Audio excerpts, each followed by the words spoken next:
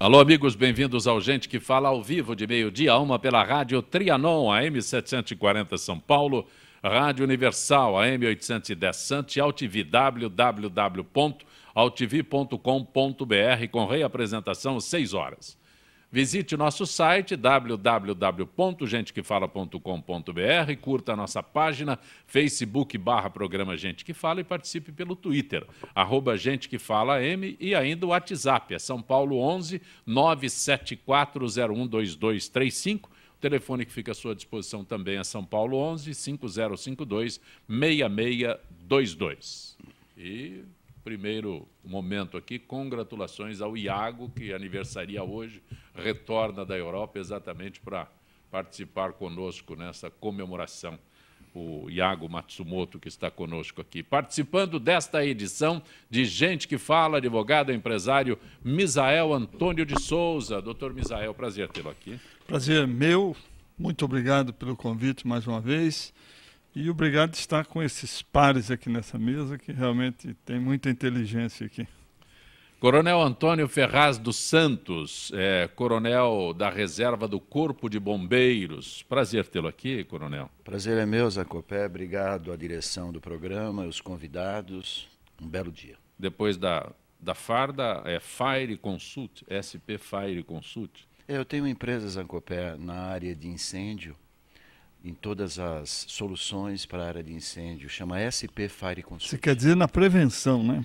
Principalmente. Não é que você bota fogo, você faz a prevenção, é isso, né? Nós estamos vivendo dias difíceis com relação a esse assunto e é um tema muito importante na vida de todos nós. Também conosco, coordenadora pedagógica, orientadora do Grupo A Educacional, Adriane Escudeiro Magalhães. Professora Adriane, muito bom tê-la aqui. Prazer é todo meu, poder somar vocês na tarde de hoje. Muito obrigada pelo convite. Advogado José Carlos Meirelles, sócio do escritório Pinheiro Neto Advocacia. Doutor José Carlos Meirelles, prazer tê-lo aqui. Muito prazer estar aqui com vocês. É uma honra estar aqui participando dessa mesa e discutindo esses assuntos de relevância aqui para a cidade. Muito prazer. Primeiro assunto de hoje, o governo já admite ceder às centrais sindicais e rever mudanças no seguro-desemprego que endureceram o acesso ao benefício. O governo deve mudar principalmente o período de carência para a concessão da primeira solicitação do seguro, que subiria de 6 para 18 meses. Pacote de mudanças em benefícios trabalhistas previdenciários visa economizar 18 bilhões neste ano para reequilibrar as contas públicas. Metade desse valor se refere ao seguro-desemprego. Doutor Misael, posso pedir a tua análise primeiro? Pode. Eu simplesmente fico feliz com essa notícia, porque no Brasil é uma vergonha, é um descalabro que se gasta com seguro-desemprego. Eu acho justo que o trabalhador tenha o seu seguro-desemprego, mas por que não prestar a esse trabalhador serviço à coletividade durante o seu período ocioso? Separe um determinado período de horas para procurar um novo emprego, mas que também preste durante algumas horas do seu dia algum serviço à comunidade. Agora, o governo simplesmente pagar um salário para este cidadão ficar em casa dormindo, isso é absurdo. E a previsão desse seguro-desemprego, quando do início, era de se gastar 6 bilhões. Hoje estamos gastando 63 bilhões por ano com seguro-desemprego. Quer dizer, é um dinheiro jogado fora. Não que o trabalhador, volta a dizer, não tenha direito. Ele terá direito, sim, mas ele também terá que ter compromissos com a sociedade. Na Europa funciona assim. Você pode ficar 2 dias em casa, mas 3 dias você vai sair à rua para prestar serviço ao governo em recompensa ao investimento que está sendo feito. O que nós não podemos é liberar uma fortuna dessa natureza sem nenhum retorno à sociedade. Então, eu acho justa essa medida e acho pouco ainda, deveria ser mais. Doutor José Carlos Meirelles? Eu concordo, Misael, muito com o seu ponto. Eu acho que simplesmente mudar a regra do seguro-desemprego sem criar um tipo de compensação. A sociedade está perdendo aqui, doutor. Está errado. Mas pior do que isso, se me permitir, eu acho lamentável que se mude as regras trabalhistas visando exclusivamente socorrer o caixa do governo no momento específico. Nós estamos num momento, essas regras trabalhistas que nós temos, e eu não estou dizendo conceitualmente os direitos trabalhistas, mas as regras com as quais convivemos hoje, que são arcaicas, que estão aqui desde a época de Getúlio Vargas, essas sim deveriam ser repensadas como um todo. Então, simplesmente mudar a regra de seguro-desemprego, porque o governo quer economizar num ponto, é lamentável. Eu acho assim, triste a gente perder, eventualmente, até uma chance de rediscutir. E o pior, doutor, é que essa mulher já teve até 72%, 76% de aprovação da sociedade e ela não aproveitou a oportunidade para mudar a regra trabalhista nesse país, que é de 1935. Pois não, Adriane. Eu acho que, telespectadores, Zancopé, os convidados, eu acho que nessa notícia tem outras subnotícias de forma subliminar. Concordo plenamente com os dois. Esse contrato social, esse modelo de contrato empregatício, empregado e empregador realmente está falido. O empresário hoje brasileiro é um vitorioso. Na realidade, você tem que aplaudir diariamente o empresário que paga esse volume de tributação. Então, esse modelo está falido, precisa ser negociado, só que o governo só põe a mão no bolso do empregador, do empregado. E esses 18 milhões que se fala, o EIC deve para o Brasil, financiado pelo próprio governo federal, esse mesmo volume de dinheiro. Tem que pôr no pau ele e exigir esse dinheiro de volta. Só estou dando um exemplo. Sim. E o governo precisa economizar. O governo não economiza, ele gasta. Nunca, nesses últimos 8 anos, e agora quase 10, empregou-se tanta gente no governo, em todos os níveis, nesse governo nós somos atual. Companheiros, né, Coronel? Lógico. Somos companheiros. Voltando para o meu lado um pouco mais educacional, mas assim, estando ao lado das colocações do Misael, a questão de preparar a sociedade. Sim. Na verdade, assim, é uma conscientização que me choca em alguns momentos de contratação, que chega uma pessoa para um cargo que eu tenho à disposição no colégio e quer negociar comigo para demorar os 4 meses ou 5 meses para registrá-lo, para poder receber o seguro-desemprego. Isso tornou-se um vício. Exatamente. É usos e costumes. O empregado chega na tua empresa, humildemente, Exatamente. senhor, será que eu não posso? Não, não pode. Exatamente. Mas, senhor, e você Não, mas fica só 2 naquela. meses, ainda Ele fala, prefere não, me receber deixa o Bolsa 2 Família? meses. O seguro-desemprego. Não, mas se exatamente. eles permitirem, até do jeito que a legislação é hoje e as regras trabalhistas, o próprio empregado é tratado como uma pessoa que chama hipossuficiente. Ela não tem condições de se defender. Então, até em certas situações em que o empregado poderia ter uma situação melhor negociando com o empregador, ela não pode fazer isso. Então, ela está, chegamos a um ponto em que eu tenho nas minhas negociações que eu faço com clientes estrangeiros, até vergonha de explicar o direito trabalhista brasileiro. O modelo não serve. É uma coisa lamentável. E isso essa notícia de hoje me deu uma tristeza tremenda, porque é uma cara de pau você mudar uma regra simplesmente para acertar o caixa do governo. Eu estou tirando, eu vou tirar o que eu te dei, porque eu te dei de forma errada. Direito adquirido. Absurdo. É outro questionamento, né? É o que a Adriana se refere, é que quem tem direito ao seguro-desemprego tem 6 meses este benefício. Aí, neste período, ela diz, alguém a procura para ser contratada pelo Grupo A Educacional. Exatamente. Nesse meio tempo, aí, no 3º mês. Então, se ele tem de novo a carteira assinada, ele perde o benefício dos outros 3 meses. Mas o que solicitam a ela? Que não seja registrado... Vamos enganar. Vamos enganar. Exatamente. E é uma questão, quando eu imagino realmente se repensar numa construção de uma legislação que atenda de uma forma justa, de uma forma equilibrada, mas a gente tem que começar lá embaixo, porque você tem que também conscientizar. Porque Muitas vezes você acha que é teu direito. Não, eu trabalhei, eu contribuí, mas não pensa no outro lado, no buraco que está ficando, no rombo que está se fazendo. Quer dar um jeitinho simplesmente sempre, né? porque eu quero continuar recebendo as 6 parcelas que me cabe, ou 5 parcelas que me cabe, apesar de eu ter conseguido um novo emprego. Não. Então, sejamos bem equilibrados, é um direito para quem realmente precisa, para quem realmente não conseguiu se recolocar no mercado, e daí sim, um suporte para essa pessoa, mas não pegando carona. Não, eu aproveito aqui um benefício que eu teria direito, mas eu já estou com um emprego, então eu vou receber por 2 vezes. Mas eu tinha falado de forma subliminar, essa notícia tem outras, agora está se revelando, e as percentagens de desemprego estão sendo colocadas agora. Agora nós estamos tendo uma realidade pós-eleição. Durante o processo eleitoral, falou-se que não ia mexer no bolso do empregado. Não ia tirar nenhum tipo de direito, certo? Agora não. Age de forma pontual, em cima de quem? De quem mais paga imposto nesse país, que é o dono do olerite. Sim. Quem paga imposto nesse país é o empregado, que é descontado agora, e tem mais o imposto de renda, que quem paga aí R$ 1.900 já vai ser descontado imposto de renda. Então, quem paga e sustenta esse país é o penalizado. É o penalizado. E que gera, de repente, uma cultura assim, como eu falei. Mas eu acho que agora o governo acordou um pouquinho, aonde ele diz, bom, nós temos que economizar.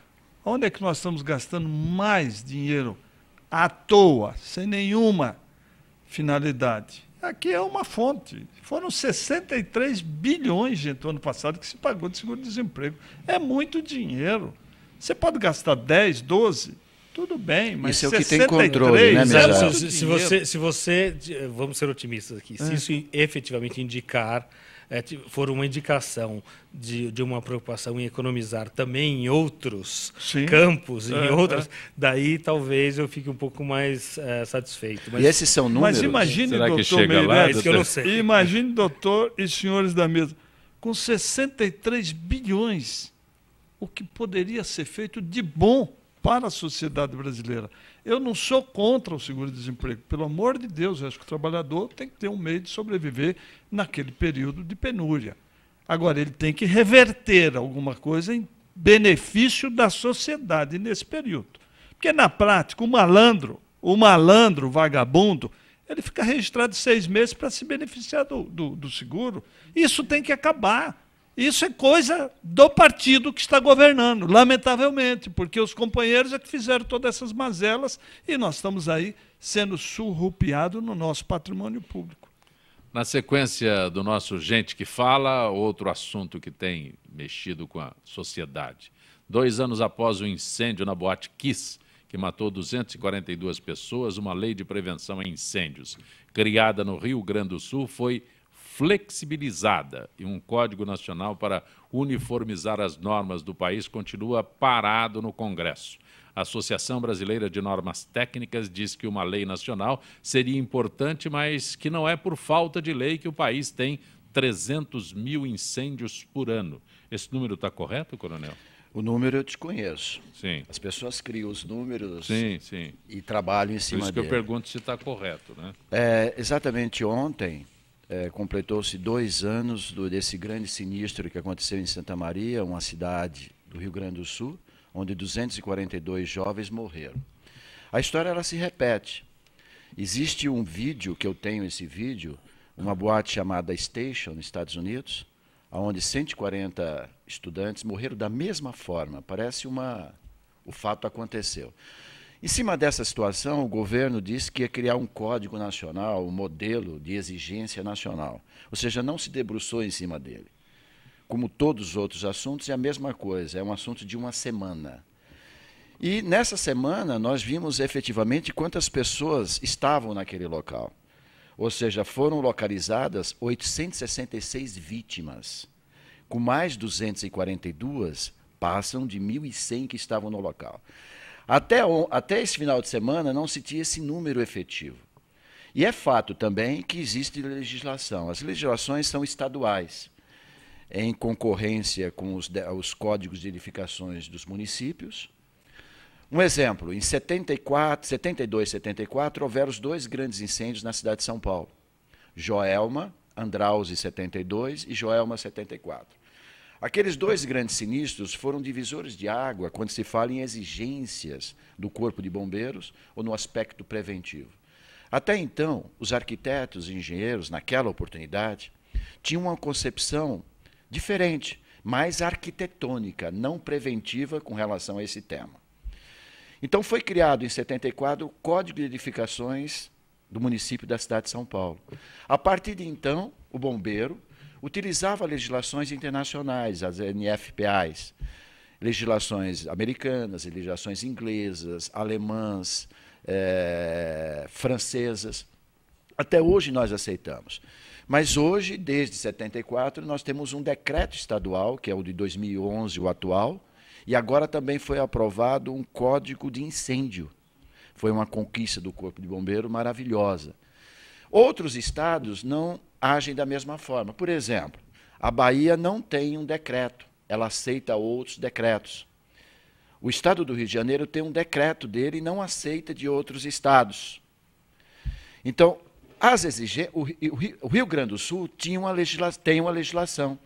E aqui foi aplicada, em Santa Maria, houve uma flexibilização. Daí aquela irresponsabilidade que aconteceu com aqueles 8 sócios. Para interrompê-lo, flexibilização que o senhor se refere é o jeitinho. Sim, tanto é que foram responsabilizados profissionais da área municipal, profissionais da área do Estado do Corpo de Bombeiros e também 8 ou 9 sócios, um deles, inclusive, um deputado. Então, aquilo que aconteceu foi uma irresponsabilidade total. Eu digo que a história se repete porque é cíclico essa coisa. Infelizmente, nós, profissionais da área de incêndio e as empresas que atuam, nós cada vez mais aprendemos com essas tragédias, infelizmente. Porque um incêndio e um acidente, como aconteceu, não é uma fatalidade. E atribui-se muito esse termo fatalismo, inclusive com a ignorância do que é efetivamente. Por que não é uma fatalidade? Porque um incêndio e mesmo um acidente, ele é um fenômeno. E como fenômeno tem alguns fatos que acontecem em relação a decorrência de alguma coisa. Vários fatores. Por exemplo, o acidente da TAM. O acidente da TAM foi comprovado excesso de peso do avião, erro do piloto. Aquele que morreram 199 198 pessoas. Sim. 242 pessoas que morreram na Boate Kiss. Ou seja, houve uma irregularidade da aplicação de todas as normas naquele estabelecimento, pessoas inabilitadas que não sabiam utilizar os equipamentos e uma sucessão de erros que aconteceram. Por exemplo, tinha uma abertura de 2,40 metros de rota de fuga, a abertura. Ela estava reduzida para 55 centímetros, como um verdadeiro curral. E fechado no fundo. Não existia o escape. Era um quadrado, era só a saída pela frente. Então, para controlar a saída das pessoas, fizeram um curral como verdadeiro bois. Então, aquelas pessoas, 1.100 pessoas, mais de 1.100 pessoas que estavam lá, em 4 minutos não conseguiram sair. Porque no ambiente fechado, a queima e os gases e vapores se torna muito rápido, um estralo de dedos. Esse vídeo que morreram 140 pessoas nos Estados Unidos, eu tenho. Em 3, 4 minutos fica impossível. E há um congestionamento lá na frente, onde as pessoas se amontoaram, igual ao que aconteceu e que nós assistimos, infelizmente. Um jovem, ou qualquer pessoa, você vai no cinema, ou você vai num restaurante, ou você vai numa boate, você, culturalmente, perdão, você não está preocupado com o aspecto preventivo de segurança. Você quer se divertir. Foi o que aconteceu com aqueles estudantes. O município que tem 60.000 pessoas, no município Santa Maria, 24 mil pessoas são estudantes universitários do Brasil inteiro e da América Latina. Qual o foco desse jovem no final de semana? Então, o que aconteceu? Uma responsabilidade. E nesses 2 últimos anos, no momento atual que nós estamos vivendo, também foi um divisor de água que não evoluiu. E o governo federal não criou, que já deveria ter criado, um Código Nacional para ser uma legislação federal onde todos os estados, apesar que as legislações estaduais são independentes, mas uma legislação federal é prioritária. Soberana. Soberana. Então, quando você tem uma legislação federal, o negócio pega. Mas, efetivamente, o que precisa existir é punição, responsabilidade das pessoas que não fazem aquilo que tem que fazer. Adriana, Misael. Na verdade, Meirelles. a gente fica ainda chocados com tudo que aconteceu e o que você coloca levanta um monte de questões para a gente mesmo, de realmente ter tudo isso, todas essas legislações, para tentar amenizar numa situação onde acontece, eu aprendi hoje, um fenômeno e não uma fatalidade. Então, mas é falta de legislação ou é falta de fiscalização? É um conjunto de fatores. Culturalmente, o brasileiro não coloca, tanto é que eu tenho um programa, eu sou mestre em educação nessa área, e eu desmistifico o fatalismo da tragédia. O fatalismo é de longe. O cristianismo tem um pouco de culpa no cartório, mesmo eu sendo cristão e como um bom baiano também bastante ecumênico. Então, nós repetimos coisas. Lembra da história da manga com leite? Sim. Sim. O colonizador falava para o escravo que fazia mal por quê? Porque ele produzia o leite e a manga era de forma abundante. Nós repetimos fatalidade na religião. A religião já está na Bíblia lá, a todas aquelas pragas do gafanhoto, da estiagem, Sim. né? E o acidente, ele sempre aconteceu desde a presença do homem na Terra. Só que nós não falamos sobre acidentes, por exemplo, de automóveis, de avião há 140 anos atrás. Era a queda da mula, da carroça. Não falamos sobre o acidente do pai que esqueceu o filho dentro do carro. Sim. Então, a ocupação urbana mudou o processo do acidente e aumentou de forma assim vertiginosa o número de acidentes. Então, quando nós falamos fatalidade, foi um fatalismo, é nos resignarmos ao acidente e atribuirmos a alguém uma responsabilidade que não tem. Um acidente ele acontece num ambiente que pode ser a sua casa, o seu negócio, o deslocamento, na prática, no ar, no mar, no ambiente, num determinado horário do tempo e pela presença física de um ser vivo, humano ou animal. Esse conjunto formado pode acontecer um acidente. Um raio que cai no campo de futebol. Caiu num ambiente, num determinado horário. Tinha alguém lá? Não, um fenômeno meteorológico. Então, o acidente, ele pode ser uma tragédia. Porque um acidente é desde um cortinho no dedo à morte, de forma individual ou coletiva, como aconteceu em Santa Maria. Mas atribuído por responsabilidade de pessoas. A legislação existe. Então, acho que falta treinamento. Lei talvez. não falta. Precisa colocar nos bancos advogado, escolares. Não é falta de lei, eu acho. De falta de lei, não. É falta talvez de treinamento, muitas Treinamento vezes. e fiscalização. Há muitos anos, quando eu era estudante, fui estudar como estudante estrangeiro nos Estados Unidos, em 81. E você tinha aqueles treinamentos de incêndio na escola. Plano de abandono. Plano de abandono. Evacuação. Imagina, isso era uma coisa a cada, sei lá, a cada 15 dias. Você tinha, até hoje, eu acho que não vejo isso acontecer aqui no Brasil. Ou se acontece, Meirelles. é muito raro. Então, eu digo treinamento e nesses lugares Meirelles. públicos, talvez, Eu fiscalização também. Cito um exemplo agora que está nos noticiários todos, né?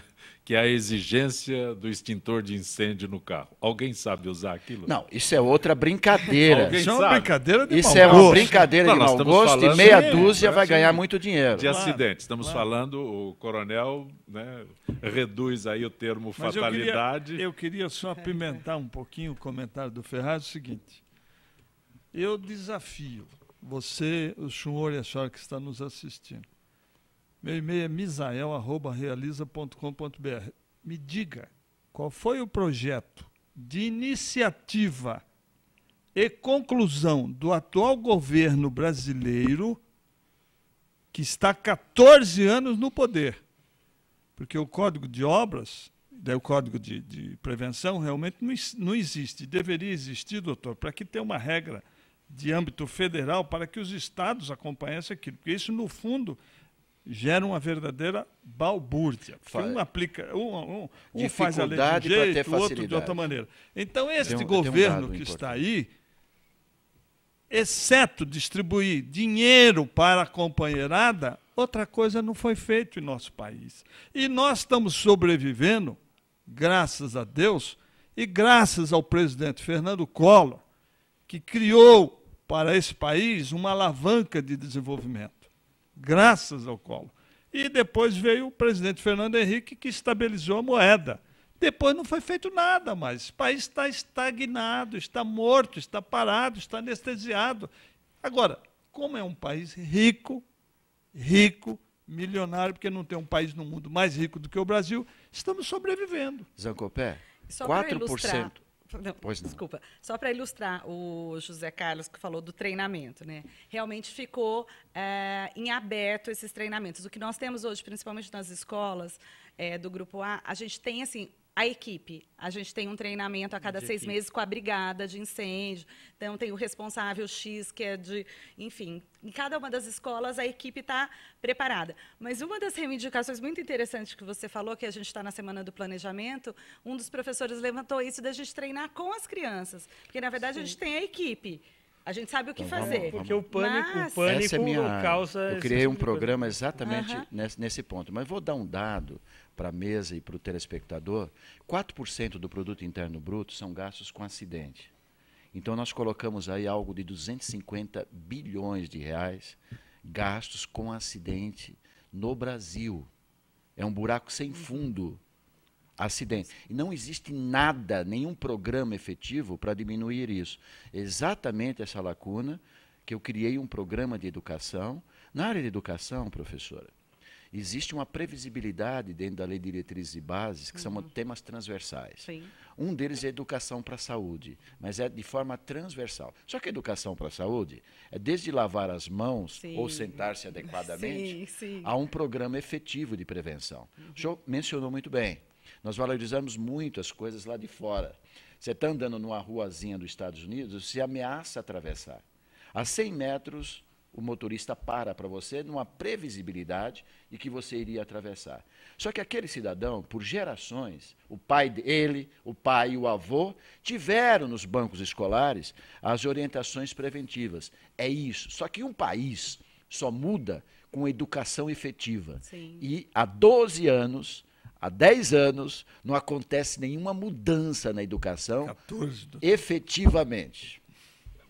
Algo a acrescentar, Meirelles? Não, eu acho que é isso, Ok. infelizmente. Você está acompanhando Gente que Fala pela Rádio Trianon, AM 740, São Paulo, Rádio Universal, AM 810 Santos e AltV, www.altv.com.br.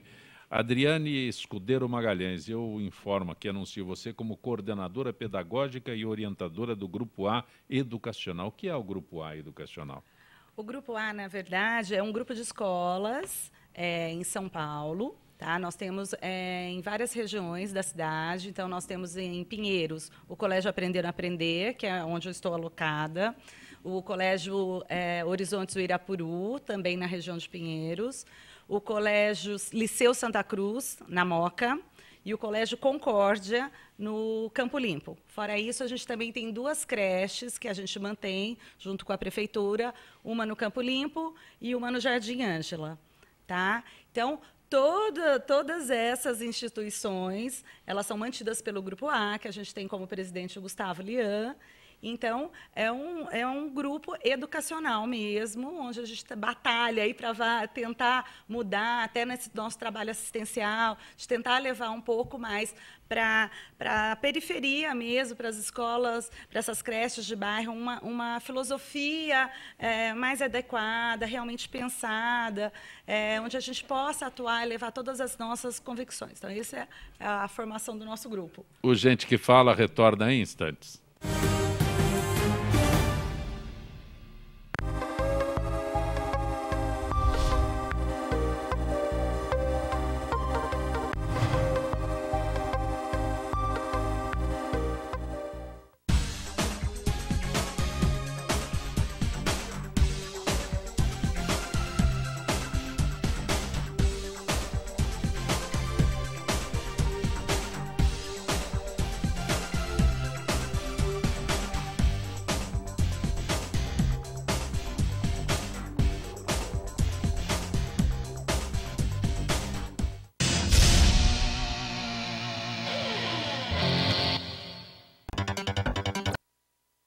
Tudo tem a ver com alguma coisa. De onde vem a água que a gente bebe? Da torneira. Ih, nada a ver. Vem dos rios que nascem da mata. Sabia que a gente só respira por causa das árvores? A árvore respira? Respira. A árvore respira. E o que você tem a ver com isso? Meu ar. Minha água. Minha árvore. Meu ambiente.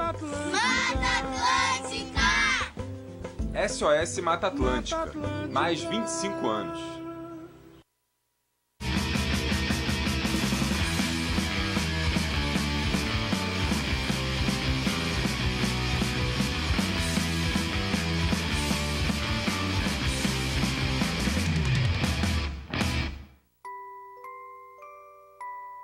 As nossas recordações são os nossos maiores tesouros.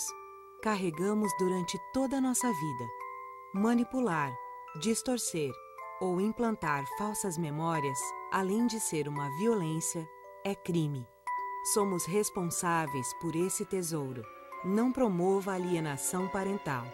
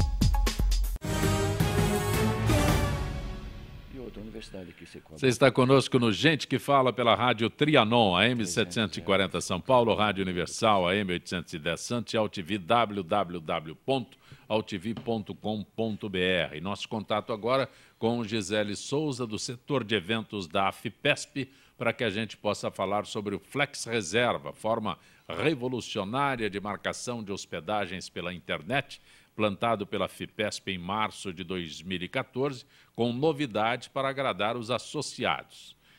Gisele Souza, boa tarde, Gisele. Boa tarde, Zancopé. Boa tarde aos debatedores e aos ouvintes do Gente que Fala. Gisele, planejar temporadas de férias ou passeios em qualquer uma das unidades de lazer é muito simples, pois ao acessar a página do Flex Reserva, a FIPESP associado logo visualiza a unidade que quer, podendo escolher inclusive o apartamento que estiver livre no momento que faz sua reserva. Isso com a maior transparência e confiabilidade, Gisele. É isso mesmo. Transparência e principalmente confiabilidade. Estamos batendo constantemente na mesma tecla, insistindo que o Flex Reserva é um sistema seguro com a credibilidade da assinatura FIPESP, que trabalha para oferecer o melhor aos associados. Uma das novidades do sistema que passa a funcionar em 1º de março é a escolha do número do quarto que o associado deseja no momento em que efetiva a reserva. Você fala em novidades, tem mais alguma que possa ser adiantada? Sim, os pacotes deixarão de existir. Cada associado poderá livremente escolher as suas diárias, quer dizer, com opção de entrada e número de dias que lhe convier, apenas observando o mínimo de 2 e o máximo de 7 dias. Também serão alterados os horários de entrada e saída. A partir das 8h30, após o café da manhã, a saída. E a partir das 12 horas, a entrada. Gisele, alguma unidade de lazer permanecerá com as mesmas regras? Sim, Areado e Avaré. Nessas, os associados continuarão curtindo temporadas mais longas, de até 15 dias no máximo e no mínimo de 2 dias. Os horários de entrada e saída também serão flexíveis e não seguem os mesmos padrões estabelecidos das outras unidades de lazer. Eu agradeço a Gisele Souza, do setor de eventos da FIPESP. A gente pode se manter atualizado através do site da FIPESP. É isso, Gisele? Isso, sim. O nosso site da AFPESP é www.afpesp.org.br. Temos mais informações sobre o Flex Reserva, sobre as unidades de lazer e algumas programações que frequentemente agilizamos para você, associado.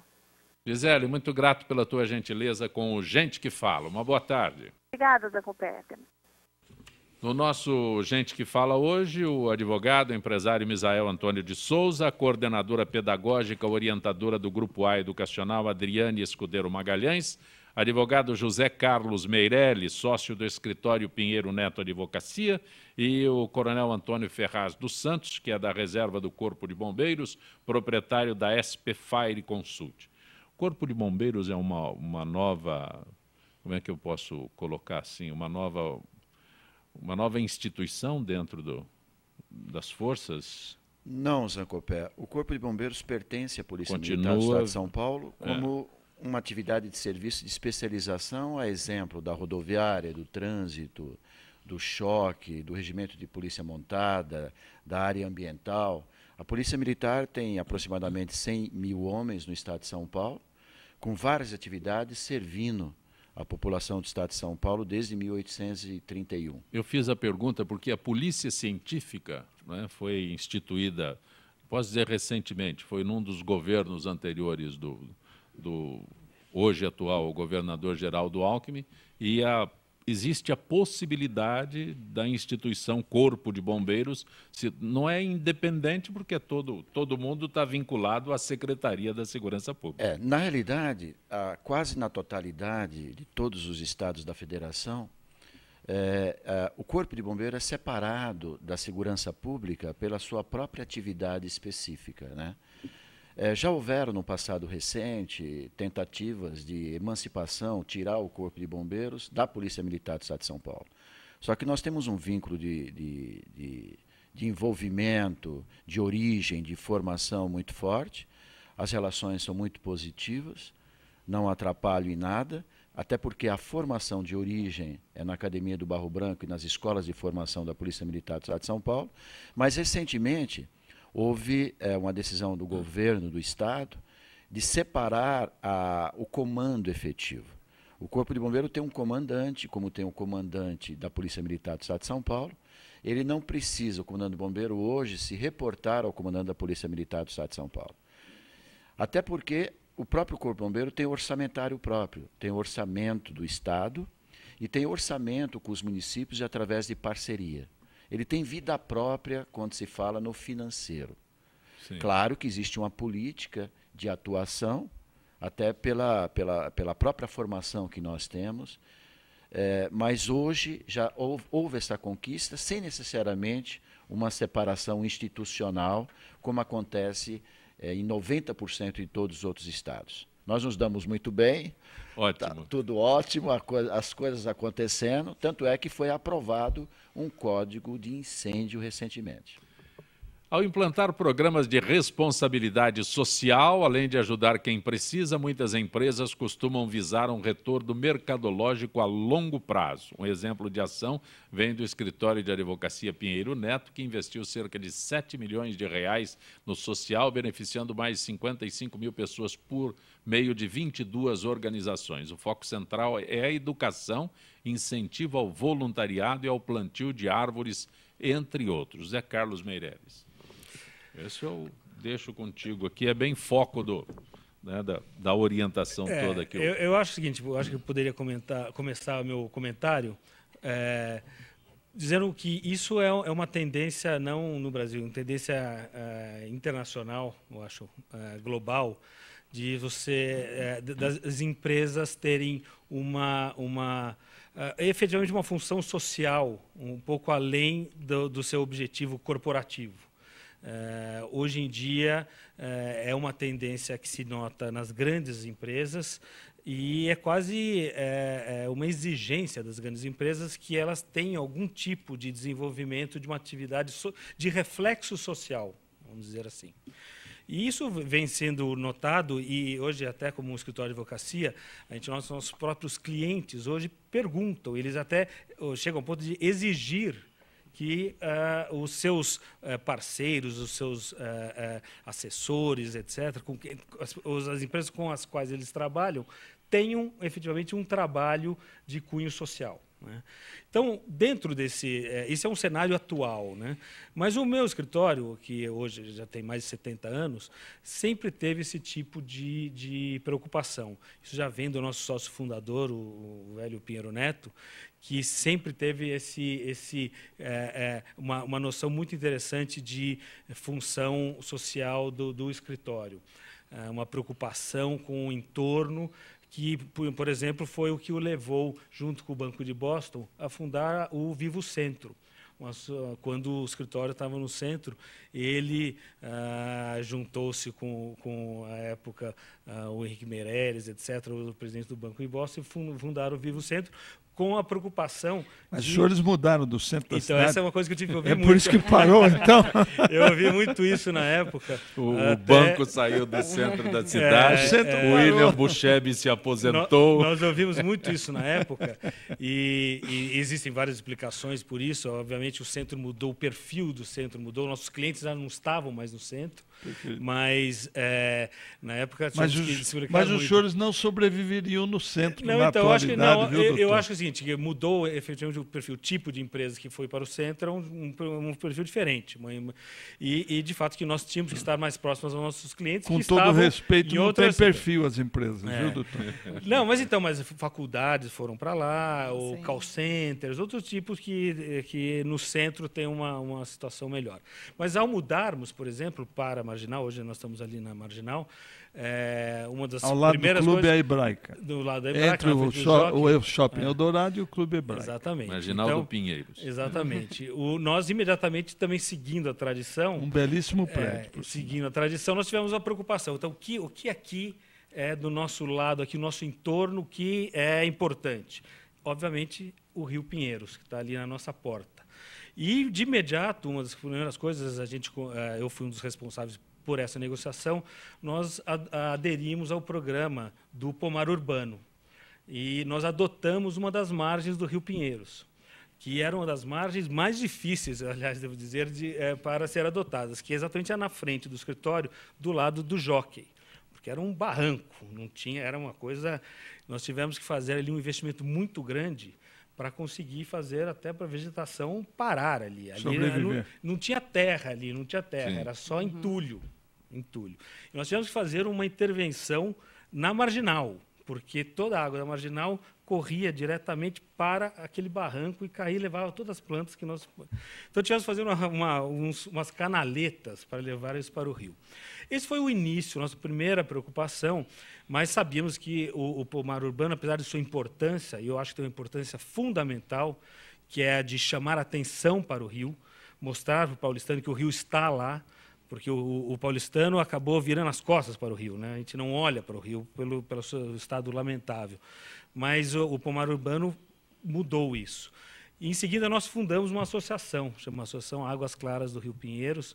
O Pinheiro Neto é o sócio fundador, mas hoje tem grandes empresas, a maioria delas na margem do Rio Pinheiros, como a rede, não vou nem citar todas aqui, mas são grandes como a Globo, a Johnson & Johnson, o Santander, Nestlé, todas as margens, que é uma associação de grandes empresas que tem iniciativas, busca iniciativas para a melhoria da situação do Rio Pinheiros.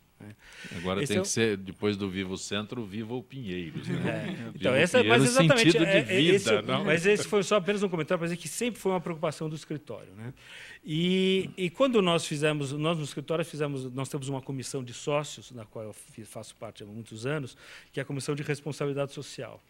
E nós definimos lá, são 3 vertentes principais que a gente chama. Então, a primeira é o nosso pro bono. O pro bono é o nosso trabalho jurídico que é feito para entidades que não podem pagar. Então, nós estamos doando horas de trabalho para aqueles que não possam pagar. Né? Então, essa é a nossa função principal do escritório de advocacia. O pro bono é algo regulamentado pela OAB, etc.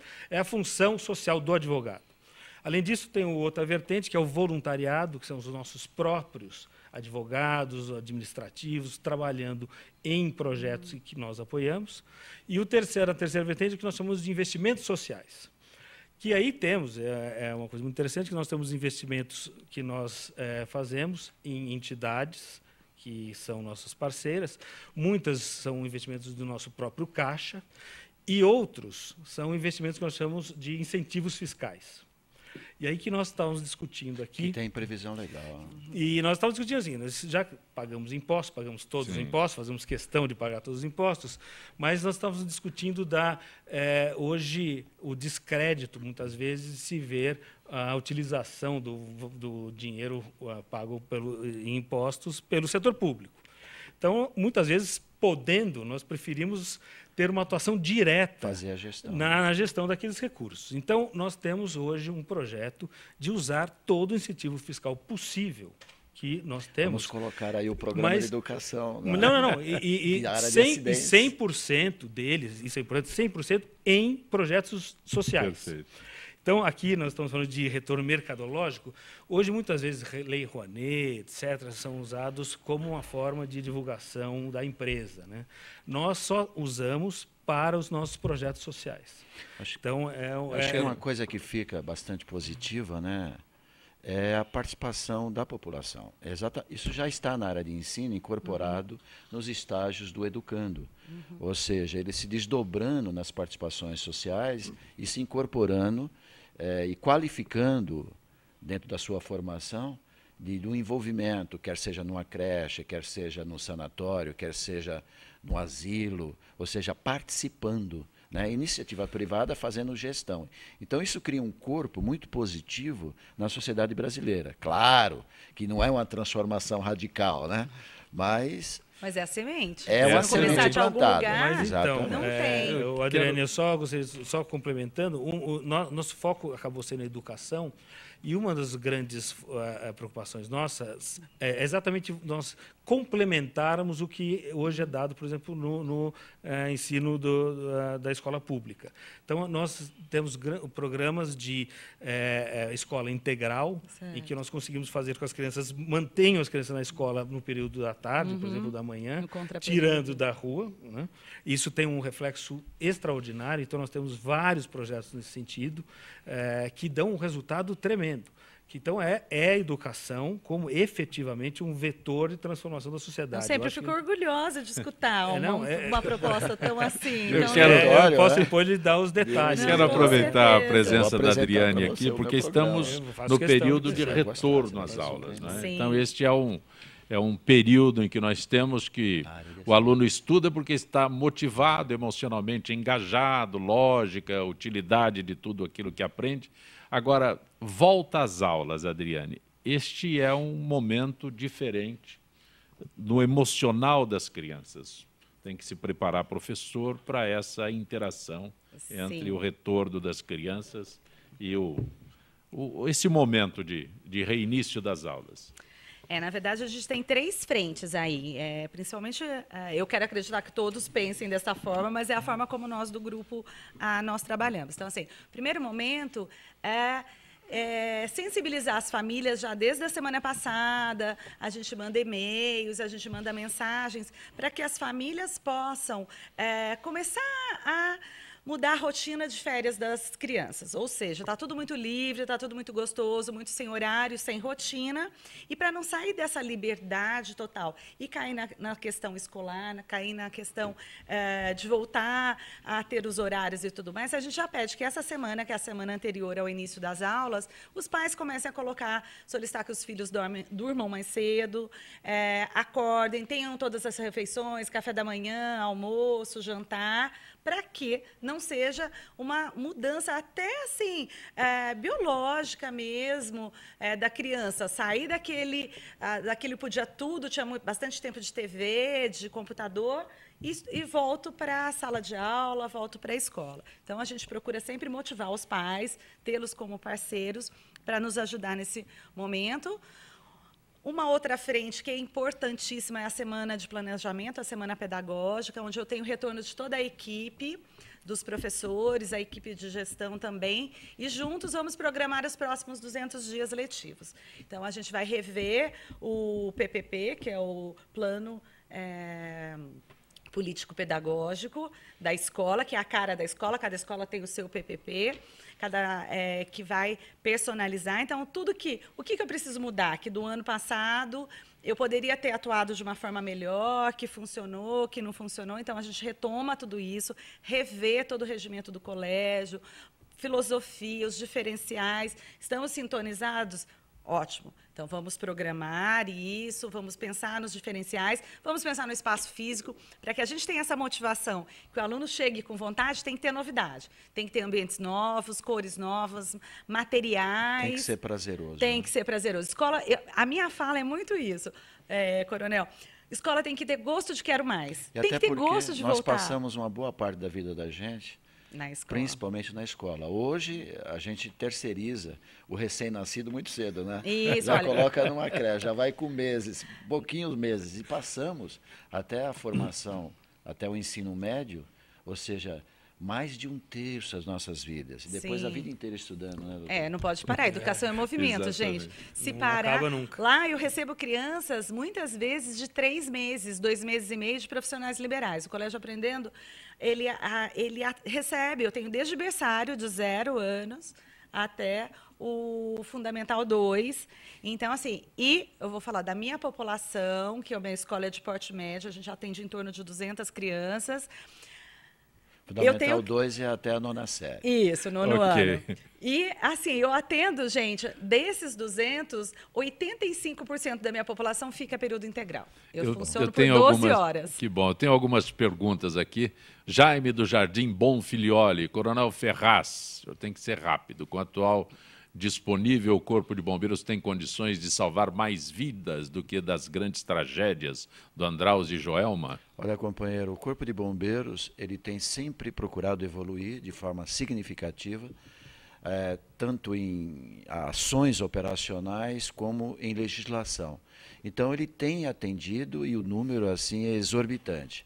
Vou dar um exemplo apenas lá no litoral.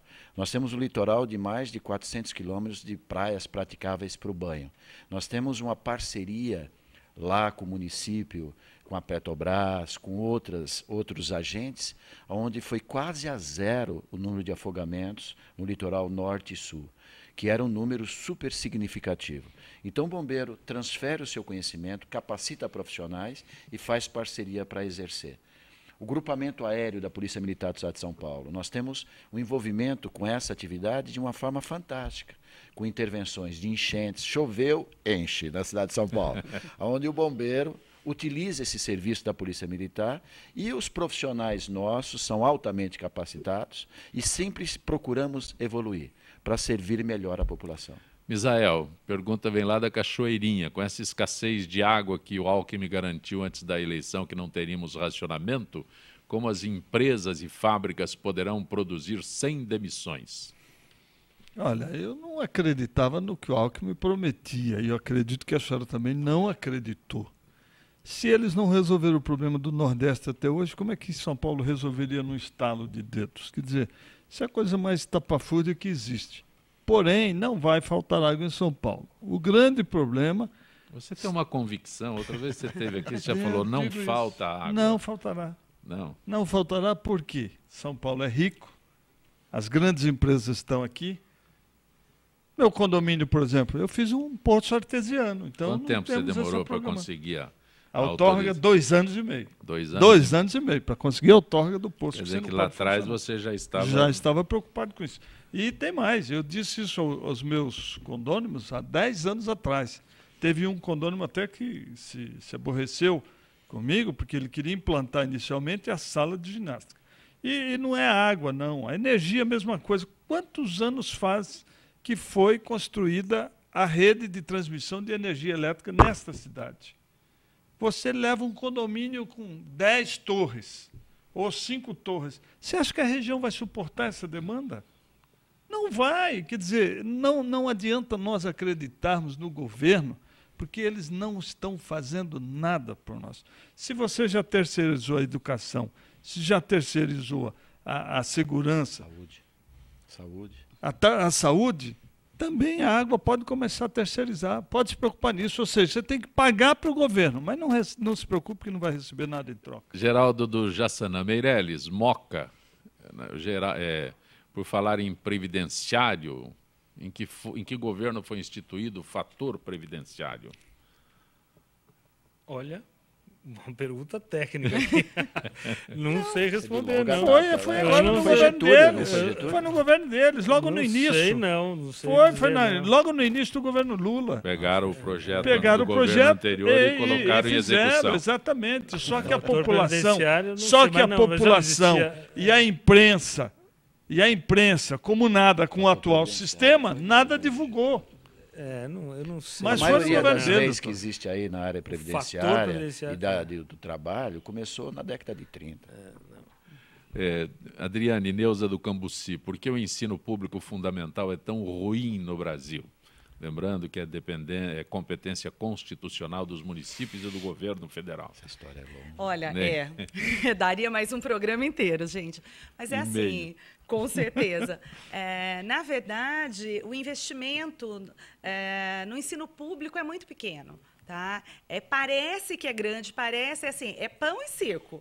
Infelizmente, é o que eu tenho que falar. Porque, assim, parece que eu estou dando uniforme para os alunos do ensino público, parece que eu estou dando material e tudo mais, mas o mais importante, não há investimento nos profissionais de capacitação continuada, de motivação para eles estarem ali e realmente fazerem o que nos cabe, a educação como um todo. Realmente passar para essas crianças todo um novo pensamento, uma nova ideologia, uma transformação, tudo isso que a gente falou aqui. Mas não é ideologia, doutora, que o cidadão vai de sandália havaiana lecionar, vai com uma calça desbotada, vai de qualquer jeito.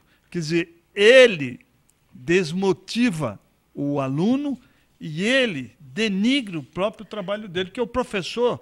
Eu sempre entendi, e eu acho que os colegas aqui da mesa sempre tiveram o professor como uma autoridade. Exatamente. Hoje o professor ele ingressa no bloco dos alunos e vamos bagunçar. Quer dizer, não pode haver respeito, não pode haver sinceridade, não pode haver progresso numa coisa que não é respeito. Daí não é educador. Não é educador, Israel, até porque, ele é um gozador. Se a gente não mantiver uma postura... Com certeza.